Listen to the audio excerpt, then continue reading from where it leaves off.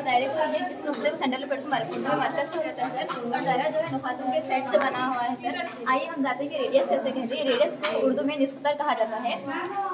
दायरे के मरकज और दायरे पर नुक्ते को मिलाने वाले दायरे का निस्बत कहा जाता है कि दायरे का मरकज है सर। अगर इसको एक नुक्ता पे खींचा जाएगा तो इसे निस्बत कहते हैं। निस्बत रेडियस जो कि डायमीटर।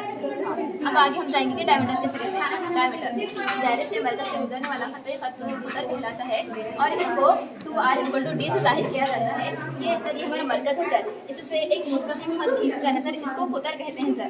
और आपको मैं पहले बता सकती हूँ कि दायरा सेटों का नुकातों के सेट का मजमुआ होता है। अब हम जाएंगे वितर, जिसे को इंग्लिश में कॉर्ड भी कहा जाता है। दायरे के दो मुख्तलिफ नुकात को जोड़ने वाला खत वितर कहलाता है। उतर दायरे का सबसे बड़ा वितर होता है सर। और वितर जो है सब में बड़ा वितर होता है सर। ये वाला बीच का जो सेंटर में जाता है वो बड़ा रहता है। बाकी के इसके साइज से जो भी बनते हैं सर, यहाँ बनाओ आप यहाँ बनाओ, लेकिन इससे सब छोटे बनते हैं सर। इतना है सर।